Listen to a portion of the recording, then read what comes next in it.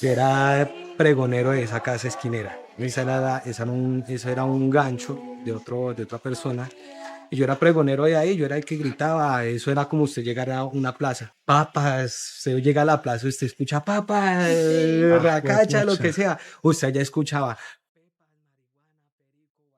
Llegue, chirrete, rostizado, llegue, Ay, si ay, hay, ay. llegue, que llegó al lugar indicado, morado, morado, morado. Siga que si hay, va su Ay, entonces ay, esa era ay. la forma de uno llamar a las clientes porque usted entraba y era como usted recorrer, o sea, le hicimos la L porque usted entraba y como usted entraba, por donde usted volteaba formaba una L. Ya. Por donde usted formaba una L. Entonces por eso nosotros le llamamos en ese tiempo así la L. Entonces fue un lugar donde durante un año estuve yo consumiendo, viviendo, hasta que llegó un momento donde ya como lleva mucho tiempo desaparecido, no me encontraban, o sea, mi mamá de pronto un momento a otro, de tantas fundaciones que me pagaron, me hicieron, porque pues al final de todo, entonces ya en un tiempo que yo empecé ya como ya a habitar la calle, como estar en ese mundo, como estar en ese ámbito, ya me sentía yo perdido. Llegaban momentos donde yo no sabía qué era real y qué no era real. Qué sí estaba viviendo y qué no estaba viviendo. Llevaba 15, 20 días consumiendo sin dormir que no sabía en qué mundo estaba. Entonces llegó un momento donde me desaparecí tanto que mi mamá me llegó a la L, me llegó al Bronx. De momento a otro, y pues allá nunca podía entrar nadie así como así. Entonces lo que pasó ese día fue que me la rodearon, a mí me escondieron, me encañonaron, me dijeron pues que ya sabía qué tenía que hacer, que eso está prohibido, que si me dejaban salir o dejaban salir a mi mamá, porque si no, pues sabía que me la aplicaban. Entonces yo dije, no, pues ahí fue cuando yo dije, ¿en dónde estoy? ¿A dónde llegué? ¿En dónde estoy metido? Porque realmente en esos momentos, cuando uno está en ese trance, como en ese mundo de la o sea, uno no mira esas consecuencias que uno llega a tener. Entonces yo no pensaba sino solo en mí.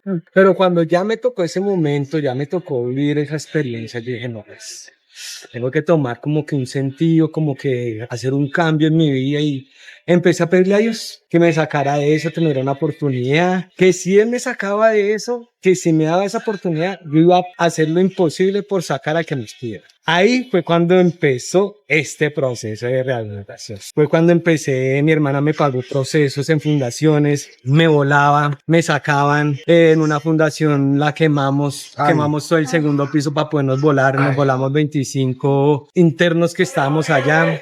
Pasamos por situaciones que, mejor dicho, uno nunca piensa imaginar para poder salir de allá. Entonces hubieron muchos que o sea, hubieron muchas cosas que no me ayudaron, pero esos procesos de fundación me enseñaron muchas cosas que los jóvenes se van a necesitar. Entonces empecé a observar la forma de cómo trabajaba el psicólogo, el pedagogo, el terapeuta ocupacional, el hermano mayor, el facilitador de la casa. Empecé a mirar todos esos roles y empecé a mirar como que, bueno, si yo estoy aprendiendo y si estoy pasando por eso, explorar. Y ya después de que empecé a desistir, entonces en el tiempo que yo duré en el Bronx, vi cosas que, o sea, nunca me imaginé. Vi hombres que vendían a sus novias, vi personas que terminaban definitivamente vueltos nada, como mataban personas, tuve que sacar personas, tuve que participar muchas cosas porque en ese momento el consumo, cuando usted está allá adentro, usted lo hace o está conmigo o está en contra. o tienes O problemas. tienes. Entonces, en ese mundo, como yo era el pregonero, yo era el que estaba, o sea, en ese mundo existen varios roles. Está el pregonero, que es el que grita. Está el campanero, que es el que vigila, que mucha de la gente los conoce, que los tienen en los barrios incluso. Y ya está el taquillero, que no es el jíbaro. Muchos los confunden. No es que el jíbaro, no. El jíbaro es el que provee al taquillero. El taquillero es el que se encarga de vender, de repartir la y el jíbaro es el que la compra. Por decir, es el pequeño capo del escape. Entonces, ese es el que le llamamos nosotros jíbaro. Entonces, el que nosotros le decimos es el jíbaro. Entonces, el jíbaro contrata, tiene una mezcla. Entonces, en ese mundo se decidía ahí. Entonces, cuando usted estaba dentro de la L, era un mundo muy distinto porque usted estaba viviendo un mundo donde la gente que estaba por fuera, que era del común, mucha gente llegaba a fumarse un bar y a salir y ya, o a tomarse una pola, a fumarse un bar y salir o comprar lo suyo y irse, que era lo normal, eso era lo que todo el mundo veía, lo normal era eso. Coger, comprar y salir. Eso era lo que la mayoría veía. Pero los que estábamos adentro no veían el mundo real, lo que pasaba, lo que se vivía. Una vez llegaron un grupo de jóvenes que se sentían los malísimos. Y llegaron los rayas, llegaron los sayas de un momento a otro, todos con su ruanita, porque allá pues, los sayas se distinguían, era porque eran los que cargaban ruana. Ya. Entonces, esos, los que estaban en ruana eran los sayas. Prácticamente la seguridad de todo el Bronx. De todo el De todo el perímetro Bronx, de ahí. exacto.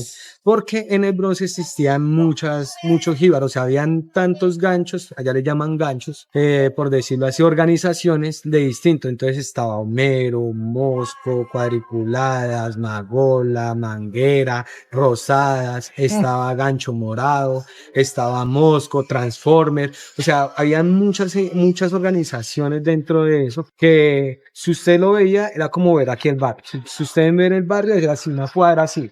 Pero resulta que sé que por esta cuadra estaban estanquillos pequeñitos, chocitas pequeñas que la gente vendía marihuana. Que usted podía llegar ahí, estarse, estacionarse, pedir una cerveza, colocar música, fumarse algo, relajarse. Entonces todos esos puntos tenían, pero habían casas que ya estaban identificadas, que ya tenían sus puntos, que tenían su rol de venta de vaso. Entonces esos eran los ganchos, como Homero, eran donde si muchos ven esas historias que también muestran de mucha gente que salió como yo del Bronx, muestran que estaba gancho. Cuando ven o ven por televisión ese reportaje que hay de la desmantelación del Bronx, por eso encuentran el gancho Homero, que era la casa de Homero, que todo estaba con Homero, estaba la casa de Transformer, que usted iba y todo era con los logos de Transformers, de los Transformers, estaba el de Mosco, que todos los logos tenían un mosquito, estaba el de Manguera, el de Rosadas, entonces cada uno tenía, incluso estaba el de Millos, el de Nacional, el de Santa Fe, pero eran organizaciones que no tenían que ver nada con eso, sino que se adaptaron el nombre y se adoptaron porque la gente le apostaba. Entonces si digamos, iban los que les gustaba a los de Homero, entonces llegaban allá Homero a consumir, y Homero no solo les vendía su, también les vendía otras cosas. Okay. Sí, entonces todo había había consumo de tantas cosas que usted podía escoger, se podía estacionar, tachar, entonces era un lugar así. Entonces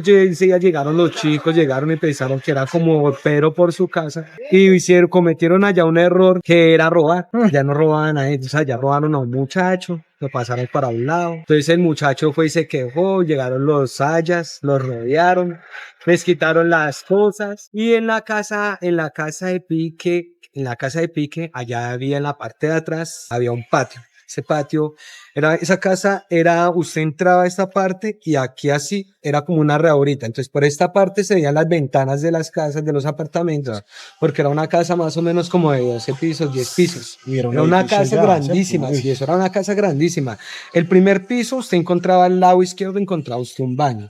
Y aquí al lado derecho se metía como un pasillito pequeño y volteaba a mano izquierda y ahí encontraba ese pasillo que le digo que era el patio donde quedaba el lavadero. Porque como esas casas eran antiguas, antes de que se convirtiera al bronce, antes de que convirtieran eso, eran casas de familias normales, o eran casas de inquilinato. Entonces ahí era un tanque grande y era el lavadero. Y pues cuando usted miraba, entonces habían ventanas hacia este lado, hacia este lado y hacia este lado. Entonces era grande. Entonces resulta que después de que se abandonó, después de que crearon el cartucho, antes de que montaran el cartucho, cuando desmontaron el cartucho, la gente de cartucho se desplazó para el Bronx. Entonces, toda la gente que sacaron de ese barrio el cartucho, lo sacaron del cartucho para el Bronx. Ahí fue donde nació la E, el Bronx. Y ahí fue cuando los del cartucho se tomaron esas casas para poner sus expendios de droga. Entonces, había momentos donde se prendían los manes de las bandas a bala. Entonces, corría bala de la casa de aquí contra la casa de aquí, frente a frente. Entonces, cuando eso pasaba, no faltaba el que caía, el inocente que caía. Entonces, ¿qué pasaba? Que a la salida había un botadero de basura en el Bronx. Esa basura era grandísima, entonces allá botaban a más de uno, a más de uno se resultó allá recogió porque allá llegaba un carro que recogía la basura y lo echaba de un tanque, o sea, allá no era que cogieran por bolsas, sino era un completo. Montacarga y eche eso allá, entonces allá por eso era un lugar, un cementerio. Mucha gente también echaron muros encima y enterraron mucha gente sobre los muros. Pasaba lo mismo que esa práctica venía desde el cartucho. Cuando el cartucho empezaron a desmantelarlo, ellos formaban esas polisombras que ponen en las construcciones, esa tela verde. A ver. Ellos montaron unas telas verdes hasta de 4 o 5 metros de Ay, altura. ujú. ¿Pero por qué? Porque es que cuando botaron los muros eran esqueletos que salían, o sea, la gente que mataban allá dentro de ese lugar los enterraban dentro de los muros. Ay. Eso pasó lo mismamente en el Bronx. Cuando empezaron a desmontar todo eso, por eso pusieron que tuvieron que tapar, mover, porque era gente que salían de los Ay. muros, de los pisos, de muchas cosas. Entonces, donde te digo que esa casa que era de pique, en el primer piso que estaba el baño, entonces esa era la entrada y era la taquilla para el Baradén. Subí hasta el segundo piso y en el segundo piso estaba lo de los perros. Sí, en Ya. el segundo piso estaba lo de los perros. En el tercer piso ya encontraba usted era lo que era la seguridad de la calle del Bronx. Ok. Porque las casas las conectaron unas a otras, o sea, las casas como eran pegadas, habían rompido los muros para ellos pasarse de una casa a otra para poder tener la vigilancia por Ay, todas las juepucha. ventanas de la cuadra, de las Claro. calles. Por eso así era que se mantenía la vigilancia porque mantenían o sea, era una organización muy bien porque, o sea, encima de los muros, en los segundos y terceros pisos, la gente se movía De lado a lado. Pasaban la cuadra completa por encima. por encima. O sea, Uy. todas las casas conectadas así, Ay, conectadas, no. entonces usted no movía, entonces cada 2 casas había alguien así en una ventana mirando hacia abajo buscando la seguridad. Ay. Entonces por eso allá era prohibido usted entrar con una capucha encima o entrar con el casco o si usted entraba con gorra tenía que dejarse ver la cara, pero usted no entraba encapuchado y no. Si no Problema. exacto, o sea, allá usted entraba encapuchado y no faltaba el que coge y ¡fum! Le quitaba la Ay, capucha y no. uy, ¿qué pasó? Capuchado no. Ay. Entonces, y a esos chicos los mataron y había unas sogas que los cogían y allá los habían colgado. Ay. Allá colgaron a los muchachos. Uy. Todos los días en el cambio de turno les daban con un machete, les daban con un palo, les echaban agua. Una semana así dándoles hasta que ya los muchachos no dieron para más.